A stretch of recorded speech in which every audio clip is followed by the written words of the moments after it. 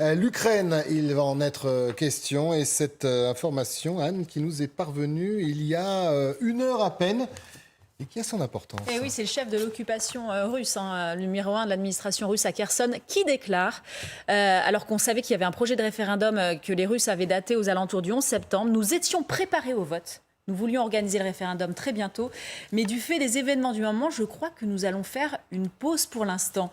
Général Chevauvency, on pouvait un peu s'y attendre quand on sait que l'armée russe est un peu malmenée par la contre-offensive, ou dirons-nous l'initiative de l'armée ukrainienne, de par les renseignements britanniques qui nous disent que cette armée est fatiguée. Il y a quand même plusieurs signes qui font que ce référendum n'aurait pas pu se dérouler dans des conditions normales, j'ai envie de dire, entre guillemets.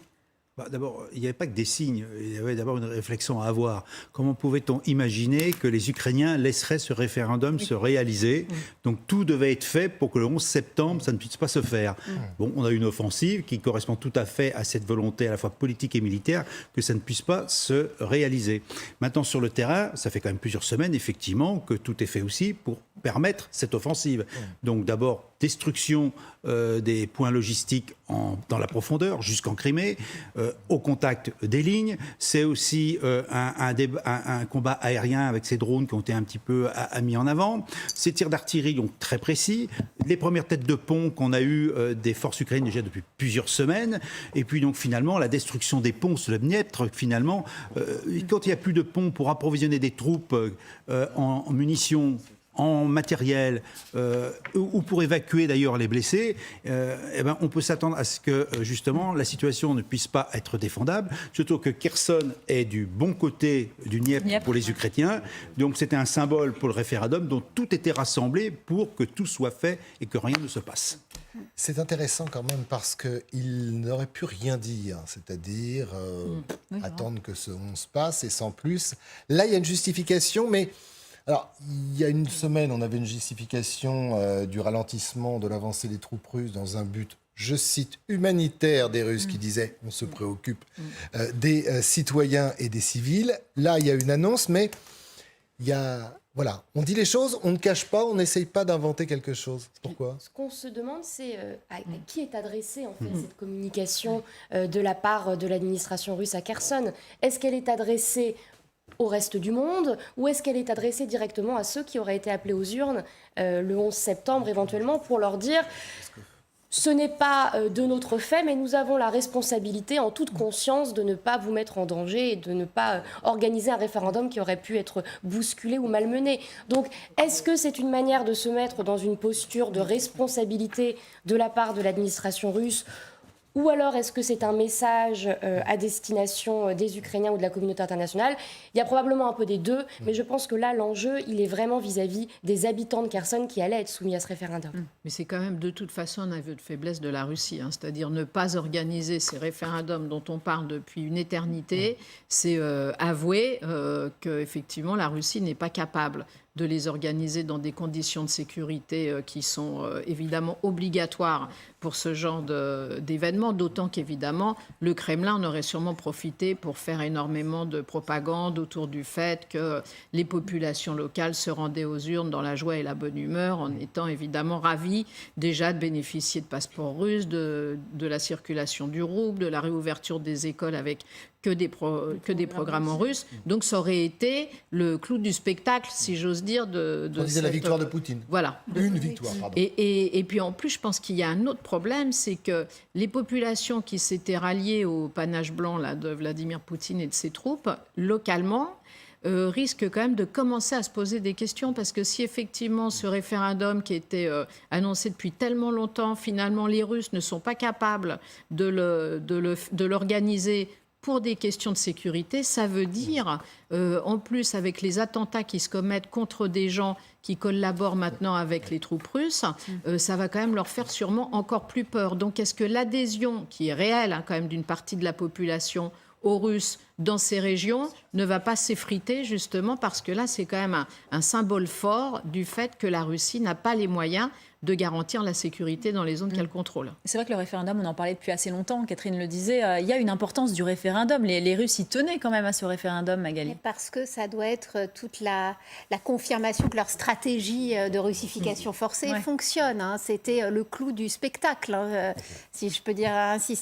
C'est-à-dire d'acter complètement le fait que dans cette région du Sud, eh bien, la population voulait son rattachement à la Grande Russie.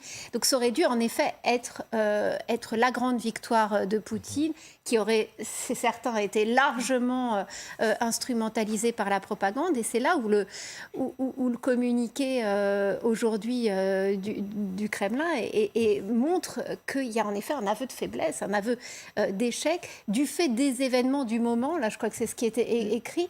Ça montre bien, que l'offensive ukrainienne, la contre-offensive sur Kherson, eh bien, est en train d'inquiéter du côté de Moscou, et que en effet, ces mouvements de partisans, c'est-à-dire cette résistance intérieure, est de plus en plus redoutée, avec des attentats qui ont marché contre des autorités pro-russes qui avaient été nommées dans la région. La crainte peut-être aussi de voir ces soi-disant bureaux de vote attaqués par ces mouvements de résistance. Donc on voit bien que Moscou joue la sécurité et donc suspend ses projets de référendum. Avec Cécile Bartoli qui nous a rejoint, on leur remercie. On va vous parler de cette contre-offensive. Mais avant, pour marquer la détermination des Ukrainiens, écoutez Volodymyr Zelensky, il nous parle de cette contre-offensive. Et aujourd'hui, je tiens à remercier les guerriers du 63e bataillon de la 103e brigade de défense territoriale qui ont réussi dans la région de Donetsk. La colonie a été libérée.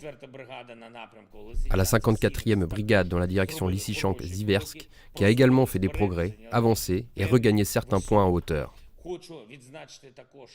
Je voudrais également mentionner le 42e bataillon d'infanterie motorisée. Grâce à ces actions héroïques, 2 colonies du sud de notre pays ont été libérées. Alors Cécile, il ne parle pas de l'ampleur de cette avancée, le président Zelensky, ni de la géolocalisation précise, mais que sait-on de l'avancée des troupes ukrainiennes, notamment dans le sud du pays, Cécile ? Eh bien, les forces ukrainiennes annoncent avoir repris 2 villages dans la région de Kherson. Alors, l'un des territoires est pour l'instant inconnu, mais pour l'autre ville, il s'agirait de Vysokopilia, située au nord de Kherson, qui était aux mains des Russes jusque-là. Plusieurs indices le prouvent. Cette citation sur Telegram du vice-président du conseil régional de Kherson, Vysokopilia est Ukraine, et cette photo où l'on voit un drapeau ukrainien sur l'hôpital de la ville. Alors la semaine dernière, 3 autres villages auraient été partiellement repris, dont celui de Souki Stakov, l'enclave que vous voyez là. Autre indication des avancées, eh bien les drones désormais ukrainiens aperçoivent la ville de Kherson, ce qui n'était pas le cas avant, et ce qui prouve que les troupes ukrainiennes regagnent du terrain. Enfin, derrière la ligne de front, eh bien, les frappes ukrainiennes continuent sur les ponts stratégiques afin de bloquer des convois russes. On le voit, ça c'était un pont avant et maintenant il est abîmé sur le côté. Toutes ces informations ukrainiennes, eh bien, elles semblent crédibles, puisque l'Institut de la guerre a écrit: les images des médias et des réseaux sociaux ont montré des frappes ukrainiennes efficaces dans l'ouest et le centre de l'oblast et de Kherson. Alors à l'est, eh bien, c'est beaucoup plus flou. Volodymyr Zelensky annonce la reprise d'un village dans la région de Donetsk. Il pourrait s'agir d'Ozern, puisque l'armée ukrainienne a publié une vidéo des troupes ukrainiennes qui entrent dans ce village, mais rien n'a été confirmé pour l'heure. Merci Cécile. On la voit en difficulté générale, cette armée russe. On n'arrête pas d'en parler. On se disait qu'en juin, il y a eu de sévères combats du côté de Severodonetsk, dans le Donbass, du côté de Lysychansk. On se demandait quand et comment Kramatorsk allait tomber. Là, on est à Kherson. On voit la contre-offensive. Certains disent cette technique de shape pour intimider l'autre. Combien de temps il peut tenir comme ça ? On sait que, par exemple, depuis le début juillet, le territoire conquis est très peu. On parle de 0,08% conquis. On est sur du grignotage. Combien de temps elle peut tenir, cette armée russe ? Alors, on n'a pas trop d'idées. Moi, je dirais simplement que s'il y avait un effondrement, au moins de la partie russe à l'ouest du Dniepr, ça serait très significatif en termes d'analyse. Ça voudrait bien dire que l'armée russe s'effondre. Pour l'instant, oui, il y a des villages qui ont été pris, mais enfin, un village, ça ne veut pas dire grand-chose. La communication politique qu'on a du président Zelensky, ça montre simplement à sa population qu'il y a des combats et qu'il y a des combats victorieux avec des endroits bien précis qui permettent comme de dire à la population, vous voyez, on y va, on avance. Ça ne veut pas dire qu'ils ont avancé de beaucoup de kilomètres. Maintenant, face à cette armée ukrainienne, il y a une armée russe dont on ne sait pas grand-chose finalement. Je me répète, elle ne s'est pas effondrée à la date d'aujourd'hui. Elle est toujours là. Quand on voit effectivement le site américain, c'est toujours intéressant de voir que c'est un site américain qui donne toutes les informations de ce qui se passe en Ukraine, c'est qu'effectivement, il y a... chose depuis 7 mois. Oui, mais c'est tout à fait. Mais on n'a rien d'autre, il faut le reconnaître. Hein, rien. Voilà, donc, mais c'est un site très bien fait. Et quand même, il y a ce grignotage qui est une réalité. Et avec ces Russes, finalement, dont on a dit que la première ligne s'était effondrée dans certains points. Alors, on peut réfléchir d'ailleurs pourquoi elle s'est effondrée aussi facilement. Moi, j'aurais peut-être une hypothèse, simplement qu'on n'a pas forcément mis les meilleurs soldats en première ligne, sachant qu'on savait que l'offensive arriverait et qu'on attendait de savoir où elle se déroulerait vraiment. Maintenant, à la date d'aujourd'hui, l'armée russe continue de frapper. Elle continue de tirer à l'artillerie. Alors, je ne sais pas, on a du point de vue de l'aviation. Donc, combien de temps peut-elle tenir ? Moi, je dirais qu'elle est soumise peut-être à l'approvisionnement en temps et en heure, en munitions et en renforts. Et ça, on a du mal à le cerner. On sait qu'une chose, c'est que les frappes ukrainiennes sont précises, qu'elles détruisent des munitions, du carburant, donc ça peut nuire à la capacité de résistance russe. Alors on parlera justement dans cette détermination, il y a le moral des troupes, on y reviendra dans quelques minutes, pour ce qui est de la détermination du président Zelensky. Vous allez le voir, il ne lâche rien, plus de doute, vous allez l'entendre, c'était dans une intervention cette nuit, les objectifs sont clairs dans cette guerre en Ukraine, chasser l'armée rouge du pays et surtout reconquérir les territoires annexés. Regardez ce sujet, il est signé Léonard Attal. Sur ces images, des colonnes de chars russes remontent le pont de Crimée, aussi baptisé Pont Poutine. C'est le plus long d'Europe et il relie la Russie à ce territoire annexé il y a 8 ans. La guerre est affaire de symboles, alors Volodymyr Zelensky a redit hier sa détermination à reprendre la Crimée. Je crois que le drapeau ukrainien et la vie libre reviendront en Crimée. Nous libérons toute notre terre et notre peuple. Les forces armées ukrainiennes, nos services de renseignement et nos services spéciaux prennent déjà les mesures nécessaires pour y parvenir. Pour y parvenir, l'armée ukrainienne qui a frappé la Crimée ces dernières semaines pourrait s'en prendre directement à l'édifice. En avril dernier déjà, les Ukrainiens menaçaient de le bombarder. Si nous avions eu l'opportunité de le faire, nous l'aurions déjà fait. S'il y a une opportunité, nous le ferons certainement. Le pont est une cible, c'est un point de passage indispensable pour l'envoi de matériel et de troupes russes. Celles observées hier pourraient prendre la direction du sud de l'Ukraine et de Kherson, que les Ukrainiens tentent de reconquérir. On voit que cette Crimée est très importante, notamment depuis le début de l'été. Avant, il a eu il a évolué, on ne cesse de le rappeler avec vous, Catherine Gentil, sur les négociations. Et on voit que depuis le début de l'été, avec tous les événements qui étaient rappelés là, le président Zelensky veut vraiment récupérer la Crimée.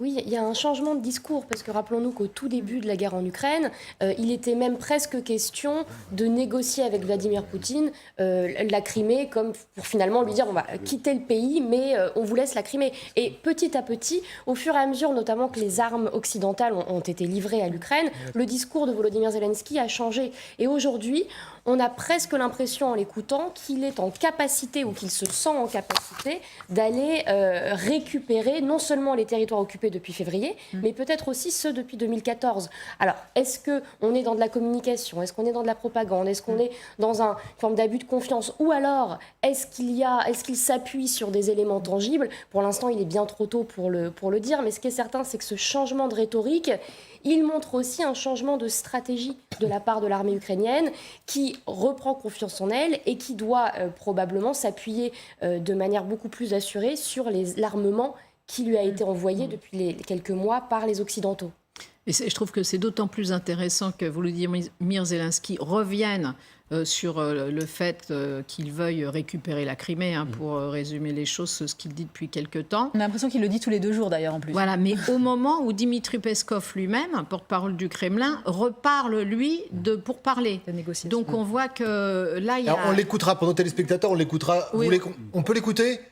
Très bien, vous voyez... Voilà, il est très très bon notre chef d'édition, on va l'écouter. Alors c'était la sauce russe quand même, autant vous prévenir, il faut décoder.